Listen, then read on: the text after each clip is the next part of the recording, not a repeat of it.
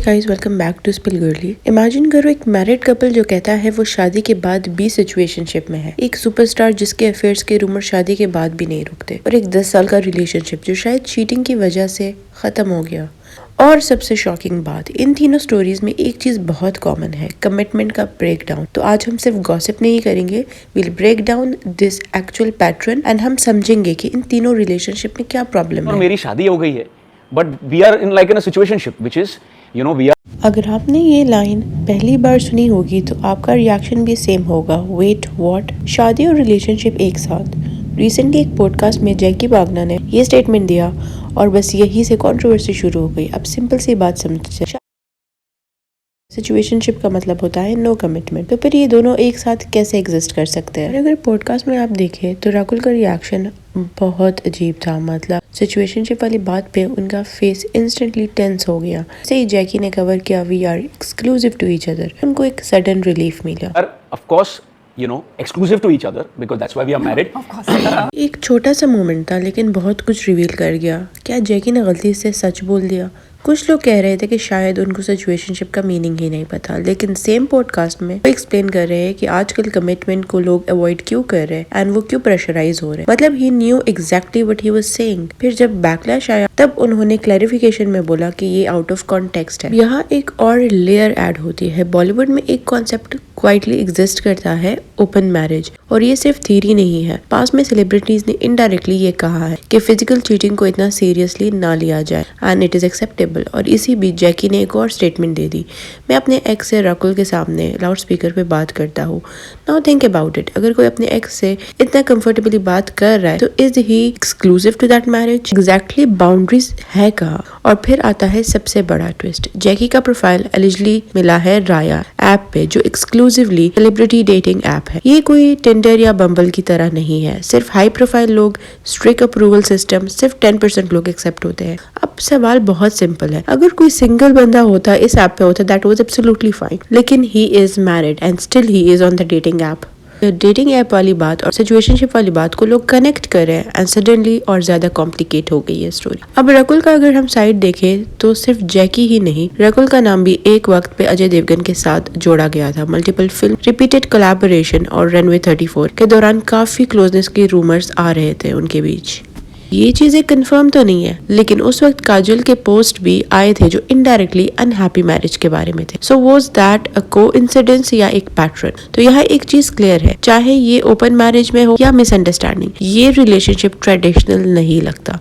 लेकिन अगर आपको लगा कि ये ज्यादा कॉम्प्लिकेटेड है तो वेट, नेक्स्ट स्टोरी उससे भी ज्यादा इंटरेस्टिंग एंड कॉम्प्लिकेटेड है। अब इमेजिन करो एक ऐसी फैमिली में आपकी शादी हो जाए जहां आपको बोला जाए कि physical cheating is not a big thing. को थोड़ा ओपन माइंडेड बनना पड़ेगा। साउंड्स एक्सट्रीम राइट, लेकिन रणबीर कपूर और आलिया भट्ट के रिलेशनशिप के अराउंड एग्जैक्टली यही नैरेटिव बिल्ड हो रहा है। शादी के बाद भी रणबीर कपूर का नाम बार बार अलग अलग एक्ट्रेसेस के साथ जोड़ा जा रहा है। और सबसे पहले major case Shraddha Kapoor. Film आई थी तू झूठी में मकार, उसके दौरान रूमर्स आए थे कि दोनों काफी क्लोज हो गए थे। प्रूफ नहीं है लेकिन बिहेवियर सस्पिशियस है। उनकी मूवी बन रही थी तब ही वाज सिंगल, लेकिन जब उस मूवी की प्रमोशन की बात आई तब रणबीर कपूर की शादी हो चुकी थी एंड तब वो प्रमोशंस काफी स्ट्रेंज साउंड कर रहे थे क्योंकि there was no joint promotions, no photos together, same events but zero interaction. Obviously ये एक हिंट था कि उनके बीच में कुछ भी ठीक नहीं है। And then there was a family hint. Ranbir की जो सिस्टर है रिद्धिमा, पहले श्रद्धा के पोस्ट पे लाइक का आता था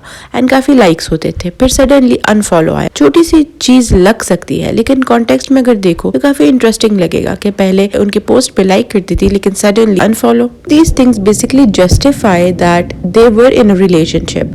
एंड देन फिर जब उनकी बीवी को पता चला, आलिया भट्ट को पता चला, उनकी फैमिली को पता चला, देन और डिस्टेंस बना। अगर हम ब्लाइंड आइटम्स एंड रूमर्स की बात करते हैं तो इसमें काफी चीजें आती, जैसे तानिया श्रॉफ, एक इंस्टाग्राम सोर्स, इवन श्रद्धा का नाम दोबारा लिया गया। So, कोई सॉलिड प्रूफ नहीं, लेकिन जब बार बार सिमिलर चीजें आती है तो इग्नोर करना मुश्किल है। और यहाँ पे अगर आप देखें तो बाकी एक्टर्स भी है, बाकी एक्ट्रेसेस भी, लेकिन व्हाई ऑलवेज रणबीर कपूर? अब सबसे इम्पोर्टेंट पार्ट, आलिया का रिएक्शन। डायरेक्टली क्यों नहीं बोला लेकिन इनडायरेक्टली सब क्लियर कर दिया। कॉफी इंटरव्यू में उसने बोला इमोशनल चीटिंग डील ब्रेकर है, physical cheating not that serious. मतलब अगर आपका पार्टनर किसी और के साथ इमोशनली अटैच होता है तो दैट इज अ प्रॉब्लम, लेकिन अगर फिजिकली अटैच होता है तो दैट इज मैनेजेबल। मतलब is she actually justifying her husband his cheating? और ये माइंडसेट बिल्कुल भी रैंडम नहीं है। नीतू कपूर सिमिलर व्यूज रखती है, Karan Johar same thought process के मालिक है और Mahesh Bhatt history of infidelity. मतलब ऐसा एक एनवायरमेंट में अगर आप बड़े होते हो या फिर कोई सारी चीजें नॉर्मलाइज लगती है या you try to normalize it, इसलिए आप देखेंगे आलिया कॉन्स्टेंटली रणबीर को डिफेंड करती है, उनकी इमेज को ग्रीन फ्लैग दिखाने की कोशिश करती है। कुछ लोग कह रहे हैं कि वो कपूर फैमिली को इम्प्रेस कर रही है, स्पेशली नीतू कपूर को, क्योंकि रणबीर को मामाज बॉय ही बोला जाता है। तो यहाँ सवाल ये होता है कि रूमर सच है या नहीं, लेकिन ऑनेस्टली स्पीकिंग इतने सारे रूमर सिर्फ एक बंदे के बारे में बार बार, इट सीम्स लाइक कोई तो उसमें सच्चाई होगी। एंड फिर आलिया भट्ट का चीटिंग एंड फिजिकल चीटिंग में प्रेफर करती है कि emotional cheating should not be done and physical cheating is okay. तो that also is a hint towards this कि वो अपने हस्बैंड को, रणबीर कपूर को जस्टिफाई, उसकी चीटिंग को जस्टिफाई कर रही है। Seems like it's a trend in media, social media, celebrities, influencer, क्योंकि एक और स्टोरी ऐसी ही है और वो ज्यादा पेनफुल है, क्योंकि that was a 10 years relationship और फिर ब्रेकअप। नगमा और आवेज की जो बात है या उनके जो ब्रेकअप के रूमर्स है, तब शुरू हुआ जब नगमा ने आवेज की बर्थडे पे अटेंड नहीं और रूमर स्टार्ट हो गए। लेकिन फिर आई राखी सावंत और उसने बोला दैट वाज वेरी शॉकिंग, मैंने आवेज को फ्लाइट में किसी और लड़की के साथ देखा, that too close and affectionate, and ये सब उन्होंने पब्लिक में बोला। अगर ये सच है तो ये सिर्फ ब्रेकअप नहीं है, ये एक बिट्रेयल है, डिसरिस्पेक्ट है और 10 साल की इन्वेस्टमेंट का वेस्ट लगता है। रियलिटी ये लगती है कि नगमा ज्यादा इन्वेस्टेड थी, ज्यादा वेट कर रही थी, ज्यादा कॉम्प्रोमाइज कर रही थी, कि आवेज की वो अटैचमेंट, वो कमिटमेंट नहीं लग रही थी। एक पॉडकास्ट में होस्ट ने ये बोला कि I think सौतन तो उस पे वो आवेज काफ़ी ज़्यादा हंस रहे थे, ही वॉज एंजॉइंग इट, और इसमें नगमा का मूड काफ़ी ज़्यादा ऑफ भी हो गया था कि why is he even enjoying that thing.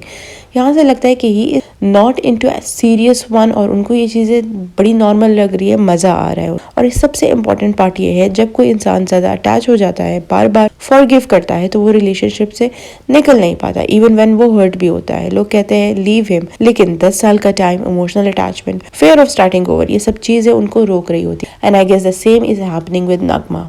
लेकिन इस बार लगता है नगमा ने डिसीजन ले लिया और इनडायरेक्टली क्लैरिफाई भी किया कि नो पैचअप, एंड जो वायरल क्लिप्स हुई थी वो ओल्ड है। कुछ वायरल क्लिप्स आई थी उनकी एक साथ जिसमें लोगों ने कहा कि उनका पैचअप हो गया, लेकिन फिर नगमा ने फ्रॉम नोवेयर